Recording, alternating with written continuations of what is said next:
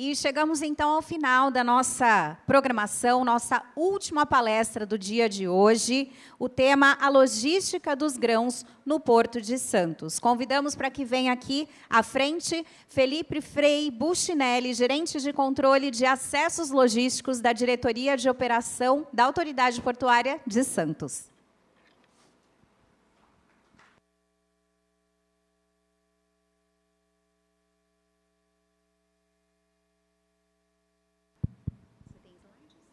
Tem slides. Tá. Se não funcionar, você pede para ir passando, é só dar um toque, ok? Boa tarde, pessoal, tudo bem? Vou tentar ser um pouco mais breve. Falar um pouquinho sobre o porto e como que a gente lida com as cargas que chegam até aqui ou que chegam a partir daqui. Antes de mais nada, eu sou Felipe Frei, eu trabalho na Autoridade Portuária há 14 anos, sou engenheiro civil. Eu trabalho há 7 anos numa gerência de controle de acessos logísticos, que trata basicamente da programação de navios, e tudo que é molhado eu fico de olho, tento fazer da forma mais eficiente possível, mas também com resiliência. E essa é uma comparação que eu vou abordar. O porto é muito antigo, tá? Desde 1892 a gente trabalha de forma organizada aí, mas a gente opera cargas desde então, e cargas que vêm do Brasil, que vão para o Brasil. Desde então, a gente não produz carga e nem consome. A gente trabalha só, na verdade, com o escoamento delas. Tá? Esse é o nosso mote, tá? Da autoridade portuária. Hoje, o Porto de Santos ele é extremamente relevante para o mundo, na verdade. Tá?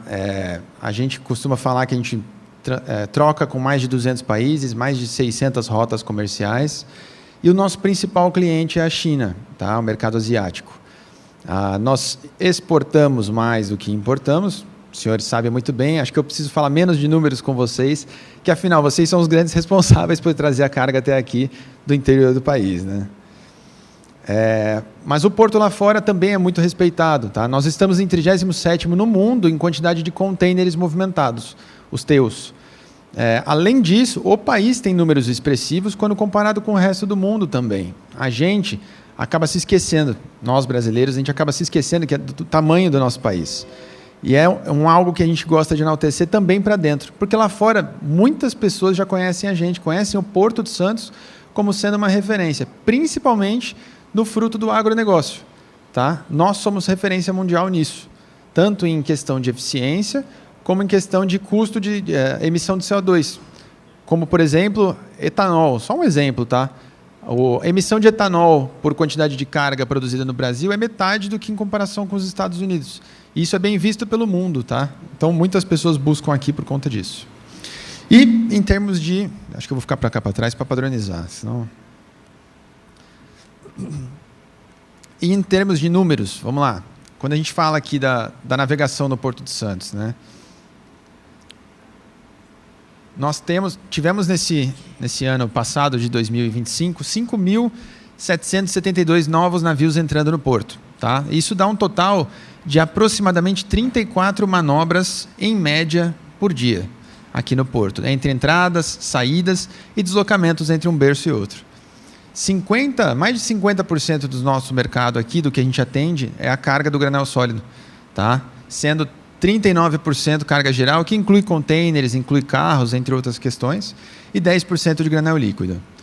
Temos uma evolução da quantidade de carga movimentada saudável, estável, e só para comparar, se nós fôssemos um porto europeu, estaríamos em 3º colocado. Tá? A gente só perderia para Roterdã e Antuérpia, que, por acaso, tem a sua quantidade de carga decrescendo ao passar dos anos. Eles trabalham grande parte com granel líquido, combustíveis fósseis, né? E eles estão reduzindo a quantidade de combustível utilizado. Então, os portos estão, na verdade, decrescendo a quantidade de carga movimentada, o que não acontece em Santos, por conta do nosso mote daqui, né? A gente opera com a carga do agronegócio, que está crescendo cada vez mais. E nós temos que trabalhar na nossa logística de melhorar tanto na eficiência quanto na resiliência. Então, um soluço, um problema, uma tempestade... Isso não pode ser motivo para a gente gerar um congestionamento monstro, como no passado já ocorreu. E a gente entende isso, a gente faz a lição de casa e a gente projeta para o futuro para que isso não volte a ocorrer. Tá? Bom, falando um pouquinho só do granel sólido vegetal, né?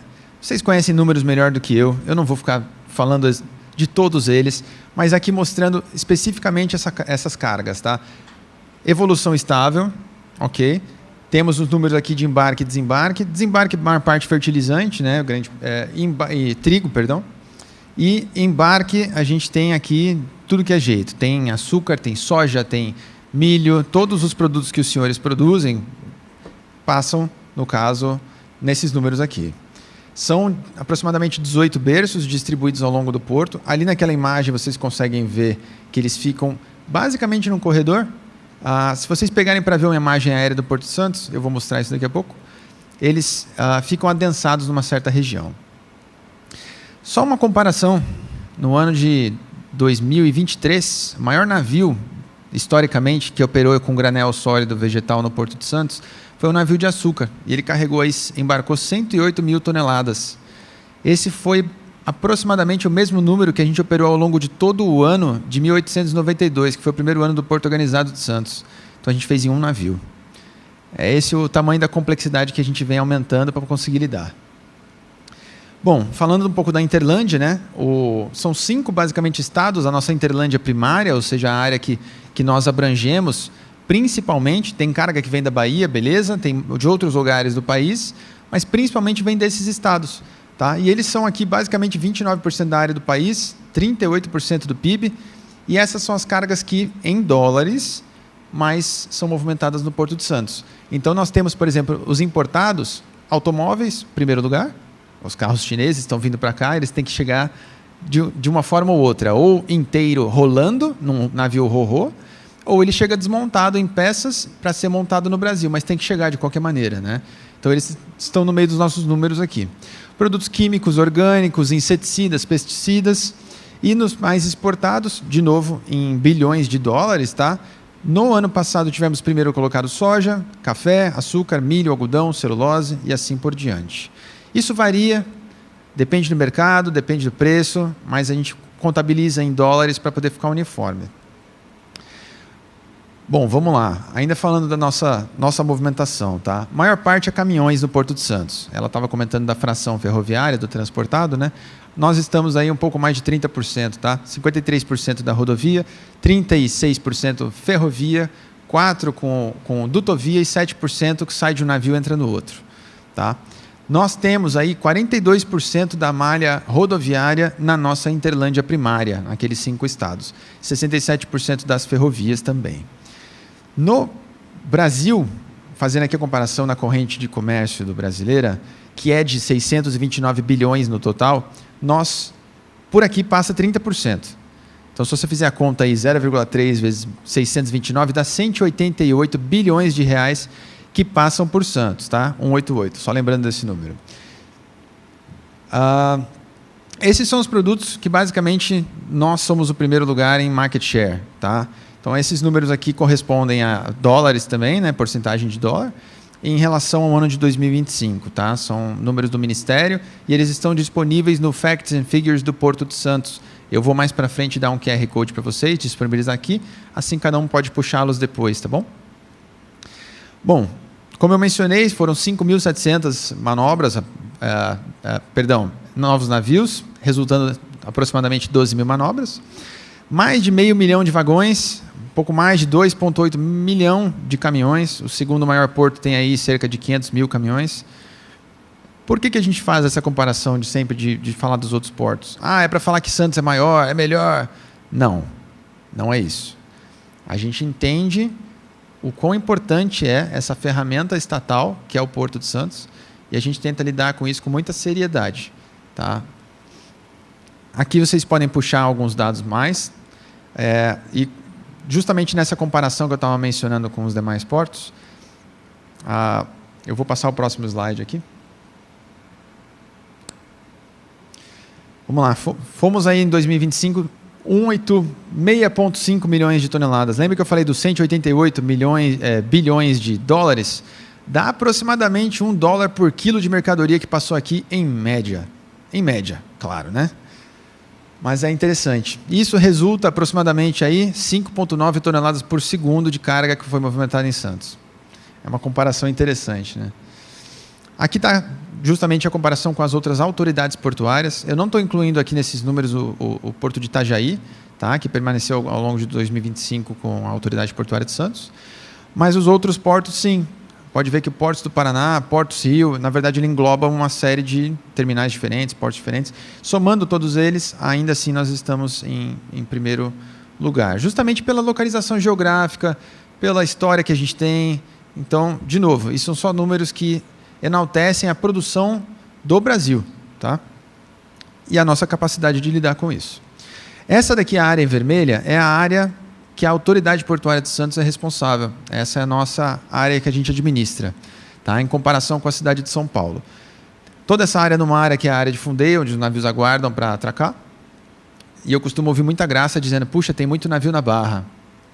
Eu adoraria saber quanto que é o número ótimo de navios na Barra. Ninguém nunca conseguiu me falar isso. E eu vou comentar do porquê.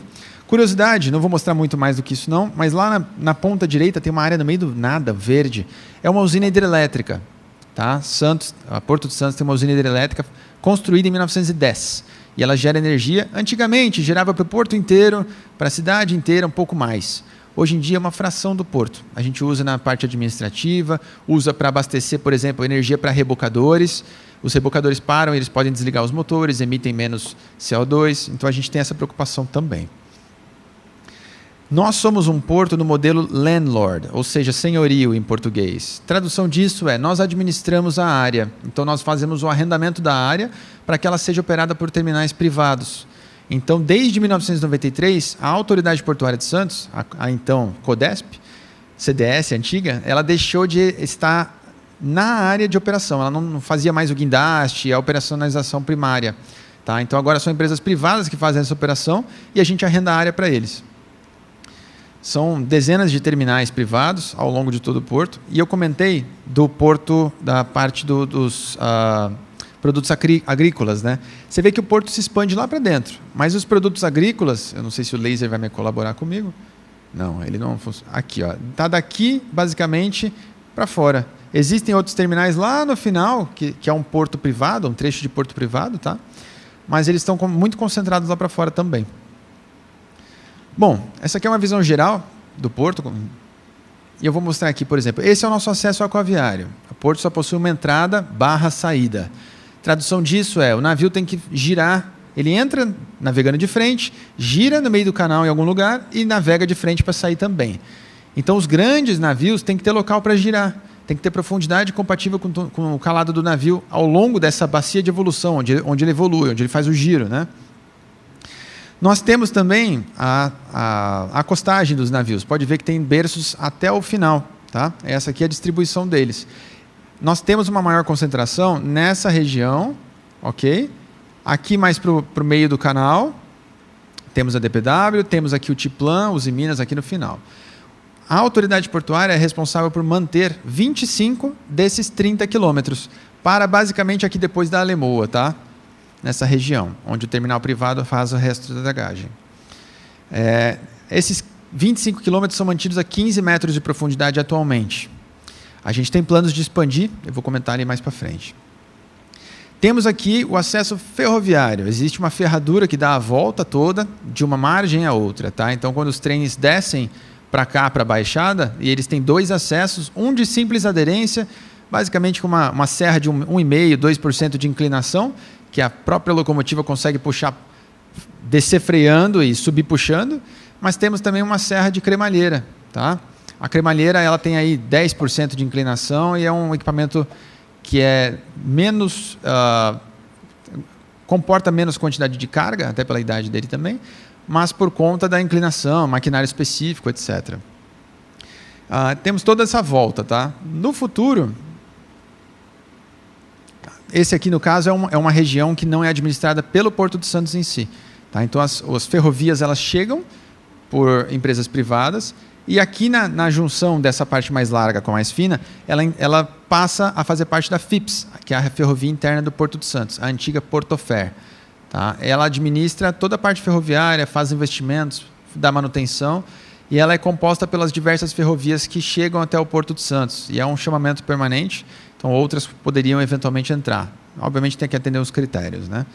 Mas entrou para o porto, já está justamente na linha de entrada para os terminais, cada um no seu quadrado, né? Então ela chega até a porta do terminal, existe um acordo de como que isso acontece, essa troca de locomotiva grande para um algo que só faça puxada para dentro do terminal, faz o esvaziamento ou o enchimento do vagão, né?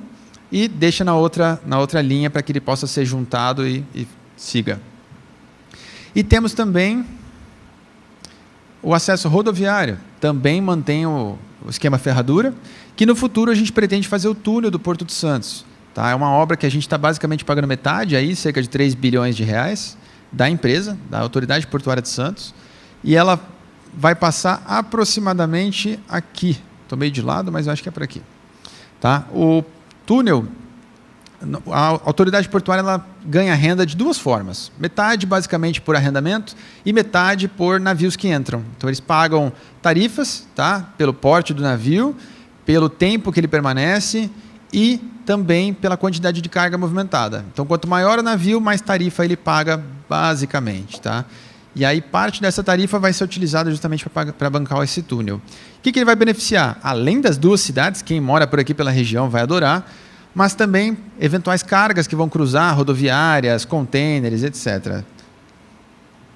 Bom, falando um pouquinho específico de obras, tá? Não vou descer tanto no detalhe. De novo, eu trato da parte que boia dos navios. Então, eu vou me resumir a um slide por obra. Tá? Perimetral da margem esquerda, Guarujá, ela está na segunda fase, na realidade. É uma composição aí de 3 viadutos, que são essas partes azuis no mapa.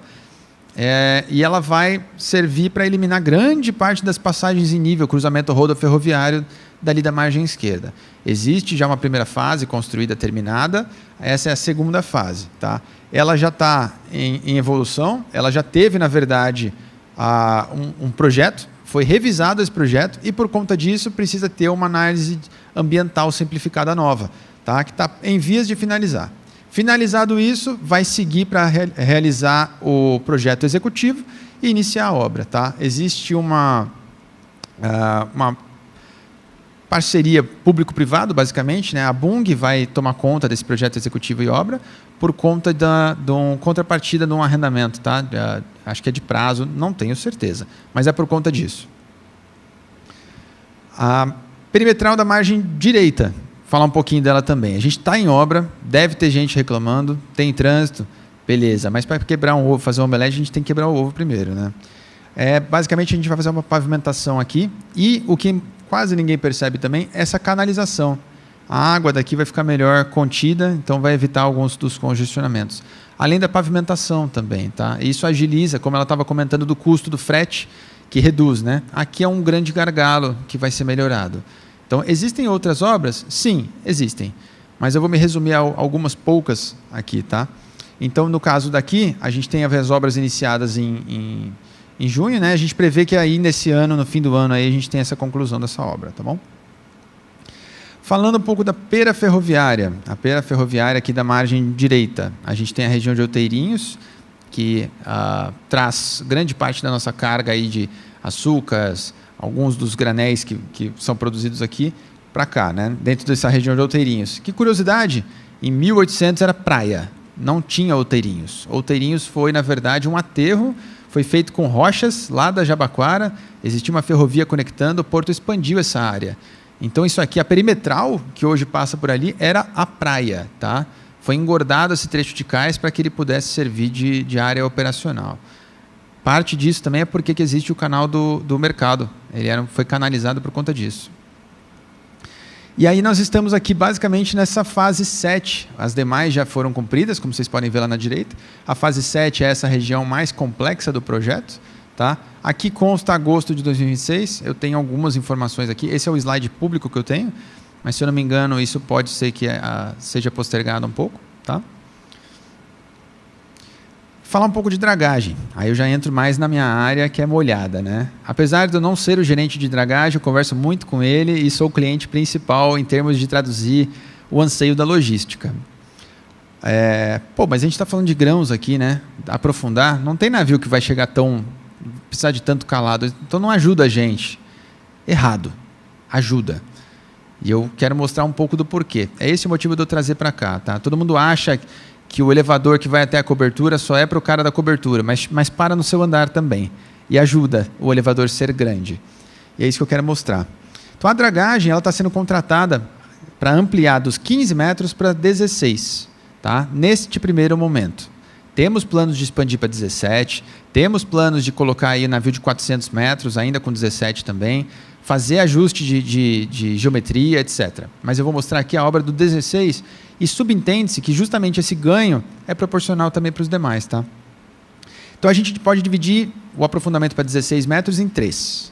Primeiro, derrocar rochas. Como ela estava comentando lá de fazer um canal, a gente tem que derrocar algumas rochas. Segundo, dragar para aprofundar o leito mole. Né?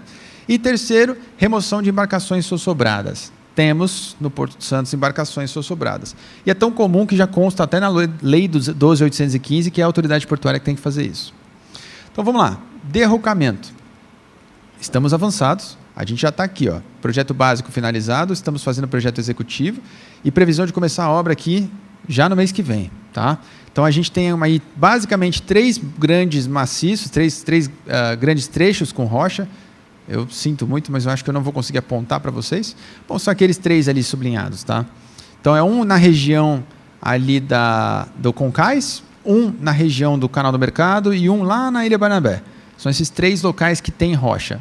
Cada um tem mais, menos. A região da Ilha Barnabé é onde mais tem, que está aqui sublinhado, demarcado, ampliado, né? Nós temos basicamente uma geometria 3D para a gente poder delimitar qual é a extensão que a gente tem que fazer essa remoção e a gente vai tirar até uma cota de 16,5, tá? Essa é a cota que a gente vai deixar, até para ter uma margem de segurança maior. Dragagem. Bom, a nossa dragagem, a gente vai contratar ela de forma integrada.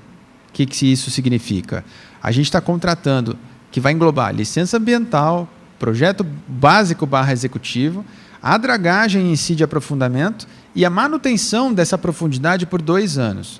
Tá? Então, a gente vai ter, na verdade, um serviço completo de entrega para deixar, não só fazer, mas garantir de que os primeiros 2 aninhos ali estejam mantidos nessa profundidade. Bom, e temos também já a licitação, mostrando um pouquinho do como é que está esse andamento. Tá? Nós fizemos a publicação do edital, nós já fizemos a abertura de propostas e a gente está fazendo, na verdade, está justamente nessa etapa de contratação, onde tem aquele xizinho parado ali. Nós estamos com uma certa trava por conta de TCU, etc. Está tendo uma briga daqui, briga de lá, mas já está evoluindo. A gente espera começar em breve aí, tá? E basicamente concluir as obras em dezembro de 2027. Então a gente tem esse caminho a percorrer aí para que a gente possa ter o aprofundamento, tá bom? Para 16 do solo.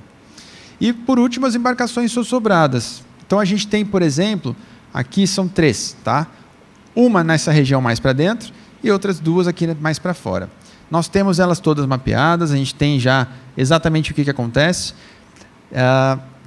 Existe ainda uma dúvida se precisa tirar uma delas, depende da profundidade que ela está. Tem trechos do canal que eles estão a mais de 20 metros de profundidade naturalmente. Nós não dragamos lá. Nossa licença não nos permite. A gente pode chegar com a nossa draga até basicamente 15,7. Passou daí, a gente não mexe mais. Então, esses trechos com 20 é natural. É por onde a curva, dada a curva, basicamente, quanto maior a velocidade da água ali, menos a soreia, mais erode, naturalmente já fica. E uma das embarcações, por exemplo, está nessa zona de alta profundidade. Existe ainda, precisa tirar, não precisa, isso vai ser avaliado. Tá? Mas as outras 2 a gente precisa. Então, todas as questões a gente pretende que tenha resolvido aí. Final do ano que vem, já tenhamos navios navegando com isso daí. Tá, e daí? O que isso ajuda a gente? Ainda não entendi. Show de bola, vamos responder. Aqui a gente está vendo a área de fundeio, e eu volto naquela pergunta que eu fiz. Tem muito navio, né? Quantos que a gente precisa ter na barra, cara? Qual é a resposta para essa pergunta? Depende. Você está buscando eficiência 100% ou resiliência 100%? Ou um meio termo, que é o que a gente tem que ter, na verdade. Né? Se eu quisesse 100% de eficiência, eu ia fazer assim. Tem um navio atracado, você chega com um navio do lado, fica parado, saiu esse navio, já entra o outro. Só que a gente tem 64 berços no Porto de Santos. Você não consegue fazer isso para todos eles. Tem vários navios querendo entrar em comboio. Então, você já não vai ter eficiência 100% para todos os terminais. Começa por aí. Se o terminal fica vago e o navio vai embora, próximo navio, pode entrar. Ah, mas olha, a soja ela não está pronta ainda, então a gente vai operar o farelo agora. Entra o navio de farelo, não o de soja. Não, mas o navio de farelo, sabe o que é? Eficiência 100%, então o navio não chegou ainda. É admissível isso? Terminais eles têm mais de 90% de taxa de ocupação. Não é admissível. É um investimento de milhões, às vezes bilhões. A COFCO está investindo aí 2 bilhões de reais. Não é admissível que esse terminal fique parado. Então a ideia é, às vezes um terminal com um berço vai ter 1, 2, 3, 4 navios na barra aguardando, porque existem diferentes produtos, são diferentes clientes, são diferentes origens. Às vezes está chovendo no Mato Grosso, mas não está chovendo aqui perto, e a carga embarcou aqui, ali não. Então, assim, ou a gente busca resiliência, ou a gente busca eficiência, ou a gente tem um pouco dos dois. E para ter um pouco dos dois, a gente tem que comprometer com um pouco de navio na barra. São 64 berços. A autoridade portuária não vai falar, terminal A, você pode ter 3 navios, terminal B, você pode ter um só na barra. A gente não vai limitar isso. Então, a ideia é, eles têm o mínimo necessário para garantir eficiência, sem custear demais. Tá? Existem berços públicos, e aí a autoridade portuária é quem delimita a sequência de atracação. Existem berços que o arrendatário que faz a operação, e só ele vai operar, então ele vai basicamente determinar a sequência de atracação no berço. E existem berços privativos, que aí o próprio terminal vai administrar, como é o caso lá do fundo do canal. Mas o canal ele é um ativo comum, é o elevador. A gente não pode proibir de alguém de pegar esse elevador. Então todo mundo disputa por ele. E essa é a questão que a gente vai chegar. O canal ele tem uma só entrada, uma só saída. Não posso ter ultrapassagem de navio, mas a gente pode ter cruzamento, dependendo do local e dependendo do tamanho do navio. Tem locais que são livre cruzamento. Desde que não seja um 366 gigantão, você consegue cruzar 2 navios de médio e grande porte. Vai. Mas tem locais que você tem cruzamento restrito, a navios, por exemplo, de 210 metros de loa e 11,5 de calado, que é a curva de entrada aqui, ó. Essa curva de entrada aqui tem essa restrição, desde a Ilha das Palmas até a Fortaleza, basicamente. Mas tem região que você não pode cruzar de jeito nenhum. A região das Balsas, a região, por exemplo, do canal de Piaçaguera lá para o fundo. Então, existe uma questão logística aí. E a dimensão, a largura desse canal, ela é justamente delimitada pelo que você quer fazer. Ah, eu quero cruzar 2 navios de 400 metros. Cara, você vai ter um belo de um canal largo. Só que para você manter isso também é custoso. Então, existe uma preocupação com a delimitação dessa largura geométrica e da profundidade. E é aí que você vai começar a ter as suas restrições de manobra. E essas restrições de manobra te trazem justamente o que a gente consegue fazer com o canal. E a gente está buscando essa expansão. Quando a gente aumenta a profundidade, a gente está permitindo o quê? Que os navios de grande calado... Você não permite mais cruzamento, você não está mexendo na geometria de largura, você está mexendo na profundidade. Você permite que os navios de grande calado possam navegar mais frequentemente. A maré sobe e desce, aproximadamente 1,5 metro aqui em Santos. Então, durante a maré baixa, você pode navegar com um navio de até 13,5 metros de calado. Durante a maré alta, até 14,5 metros de calado. Quando você aprofunda para 16 metros, você vai ganhar 1 metro, basicamente, nesses dois. Então, os navios que antigamente só podiam manobrar na maré alta, os de 14,5, vão passar a manobrar na maré baixa. O que acontece? Por maior que seja o navio hoje, daqui 2 anos, ele vai poder navegar na maré baixa. Tradução disso é a prime time do porto, que é a maré alta, o estofo de maré alta, quando para a correnteza, né? Ele vai poder ser disputado pelos navios de menor calado, de menor loa. Ou seja, ele melhora também a condição. É como se você tivesse um elevador que tal horário vai estar mais tranquilo. Entenderam o benefício que traz para as cargas menores, os navios menores? Não é que o benefício é só para container. Não é isso. O benefício logístico é para todos. E aí a gente tem aqui, só para traduzir, tá? Quando a gente fala de profundidade, cara, existe uma série de incertezas que são compensadas. Desde a incerteza do assoreamento, a incerteza de uma ressaca, você tem a incerteza do levantamento batimétrico, você tem a incerteza do calado do navio. Um exercício mental, colocando um navio de brinquedo numa banheira, você tem ele paradinho, né? Então o calado, que é a parte molhada dele, vai ter uma certa profundidade. Pega um patinho de borracha e agita a água, ele vai se mexer, ele vai subir e descer. Ele está alcançando mais fundo. A tradução disso é, dinamicamente, ele ganhou o calado. E o mesmo ocorre com vento e quaisquer outros eventos adversos que são impactados no navio. Então você tem que ter uma profundidade capaz de fazer o navio ter essa oscilação e ainda manter folga abaixo da quilha dele. Caso contrário, você tem um toque de fundo. Tá? Aqui é um dado para container, não se aplica tanto para os navios de vocês, mas que mostra que cada centímetro de água de profundidade é valioso. Então, no caso, por exemplo, de um navio de 330 metros, cada 10 centímetros você coloca 70 teus para dentro de um navio, por exemplo. Tá? E aí a gente tem aqui mostrando aquela parte de geometria que eu estava comentando. Né? Isso aqui é uma tradução visual que eu mesmo fiz, tá? Que traduz aqui onde que pode cruzar, onde que não pode cruzar. Então, essa região aqui laranja, por exemplo, na entrada, a gente tem uma região de restrição.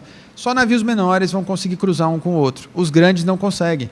Nessa região vermelha, você tem aqui uma impossibilidade. Pô, ali tem as balsas, então ali a gente não cruza navio. Região verde é uma região show de bola para cruzar navio. É largo para dedéu, é profundo em tudo que é lugar. Então é show de bola para cruzar. Você consegue passar com um com o outro lá, sem gerar onda nos que estão atracados. Essa onda, se você passa muito perto... Oi, quase foi. Se você passa muito perto e muito rápido, é basicamente igual um caminhão. E vai fazer vento, vai balançar o navio atracado e vai acabar rompendo o cabo. Então é indesejável. E não cair também não é desejável, não. E basicamente ele é uma região boa, tá? Então a gente tem as diversas restrições. Para mexer nisso daí, só você mexendo com geometria do canal. Por exemplo, a gente tem uma concessão do canal do Porto de Santos colocada. Somos favoráveis, tá? A questão é só o layout, só o que está sendo constado para dentro dela. Tá? A gente quer que conste justamente para que quando tenha 17 metros, preveja um navio de 400. Existem evoluções periódicas, tá? Mas, enfim, geometria de canal você melhora cruzamento. Profundidade você vai melhorar o quanto de maré que ele precisa, que momento que ele pode navegar também. Como que a gente determina qual o maior navio que a gente consegue colocar para dentro? A gente faz contas. Um engenheiro, quando vai falar qual o tamanho da viga que precisa para aguentar essa laje, aí ele olha e fala, 10% do vão. É uma conta de cabeça. Existe essa conta de cabeça para canal, existe a Pianchi, que eu sou diretor de jovens profissionais da Pianchi do Brasil. Ela traça diretrizes para a construção de canais, de navegação e etc. Então, você faz uma conta primária, chega num raio de curvatura, depois você faz uma conta bem precisa e chega depois disso, você tem que fazer o quê? Não passou, a gente simula. Então, o navio de 366 ele entra aqui no porto com 4 rebocadores, 2 de 60 toneladas e 2 de 70 toneladas. Para isso, para ter essa conta, para ter esse número, a gente precisou fazer simulação. Depois de muita simulação que a gente conseguiu essa autorização para entrar com um navio de 366. E o mesmo vai valer para quando a gente for ter um navio de 400. Tá? Então, quanto mais largo, quanto maior o raio de curvatura, mais fácil de manobrar. Menos rebocadores você vai ter, menos custo operacional, como a palestra anterior falou, por quilômetro rodado você vai ter. Então, a nossa ideia é justamente tentar fazer uma geometria bacana para receber um navio de 400 com menos restrições possíveis. Então, esse aqui é só um exemplo, tá? Curiosidade agora, navio de 366, com 52 metros de boca de largura, ele tem aí um deslocamento, quando ele está com os 14,5 de calado, 184 mil toneladas de água que ele desloca. Então, é um monstrinho que passa navegando aí a 9 nós, 15 por hora, mais ou menos, aí, 15 km por hora. Então, ele tem uma potência aí de 80 mil kW, mais de 100 mil cavalos, carrega, nesse caso aqui, cerca de 15 mil teus. Tá? Curiosidade, se ele está aí meia velocidade à frente, terceira marcha, né, andando, e ele precisar parar, ele vai precisar de 2 km. São 10 minutos entre a ordem e a parada efetiva. Então, a gente não pode improvisar. Essa é a mensagem. Não podemos improvisar. Todo cuidado é pouco. Por isso que a gente faz simulação, muitas contas, etc. Tá? E aí, o meu mestrado, eu faço mestrado em Engenharia de Sistemas Logísticos. Essa é a minha dissertação, inclusive, que a gente está traduzindo em algo aplicável para o Porto. Eu estou usando a lógica ferroviária de sinalização para aquaviário. Tá? Basicamente, o canal do Porto Santos começa aqui, lá no final, lá fora, né, e termina lá para dentro. Eu traduzi essa lógica para um gráfico espaço-tempo. Então, o eixo Y do gráfico ele vai traduzir a extensão do canal e o eixo X vai traduzir o tempo. Então, eu vou mostrar aqui um videozinho do navio entrando, mas antes disso, eu falei das regiões de restrição. Né? Basicamente, o que ele está fazendo aqui é traduzindo na tabela onde estão as regiões de restrição. Mostrando onde pode cruzar, onde tem restrição, onde é proibido. Legal? Aí, quando eu pego aqui e falo, bom, vamos tocar um vídeo. São 3 navios. 2 entrando e 1 saindo. Os 2 entrando em comboio e o 1 saindo dando espaço para exatamente um dos navios que está entrando lá para BTP. Vou tocar aqui, vocês vão ver. Enquanto toca o videozinho, vamos formando o gráfico. Então, o navio está entrando, você consegue acompanhar ele basicamente ao longo do tempo, através dos dados de AIS do navio. A ideia é justamente projetar para o gráfico o que está acontecendo. Então, o navio que foi lá para o fundo, ele atracou, nesse caso na BTP, quando o outro navio desatracou e começou a sair, fazendo aquele gráfico de saída. Olhando esse filminho, dá para entender o que aconteceu, não precisa do gráfico, né? Mas imagina que você está olhando isso o dia inteiro lá na centro de comando do porto e você precisa entender o que aconteceu. Você bate o olho no gráfico, você consegue entender. Essa é a lógica. Tá? A gente já está em desenvolvimento, em muito breve vai ser colocado no site da autoridade portuária. E isso permite, quando você olha o passado, que é aquele primeiro gráfico, essa aqui é minha tese, minha dissertação de mestrado, você consegue projetar o futuro. Então você começa a falar, bom, se a minhoquinha do navio entrando vai ser isso aqui, você começa a projetar no tempo do futuro e pega as restrições de cruzamento, joga num computador com um algoritmozinho lá e você consegue projetar o futuro. Então, o que eu quero falar com isso é, o Porto de Santos não está parado olhando só para a infraestrutura. A infraestrutura é muito necessária para delimitar o que a gente consegue fazer com ela. E a gente tem que fazer o quê? Um uso eficiente. Então, a gente está buscando maneiras de você fazer a otimização da programação de navios no canal do Porto Santos. É justamente essa minha dissertação. E a ideia é que a gente, no futuro, consiga escoar as cargas de vocês. É por isso que eu quero falar. Profundidade é legal, largura é legal, mas a gente tem que saber usar. Muito obrigado, pessoal.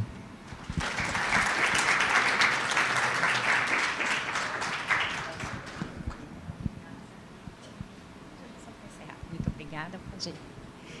Muito obrigada a todos. Chegamos, então, ao encerramento do 2º Santos Grain Day. A Associação Comercial de Santos e a ANEC agradecem a presença de todos, bem como o apoio das entidades e patrocinadores que tornaram esse encontro possível. Desejamos um ótimo retorno a todos, uma excelente noite. Esperamos encontrá-los em breve. Boa noite e até a próxima.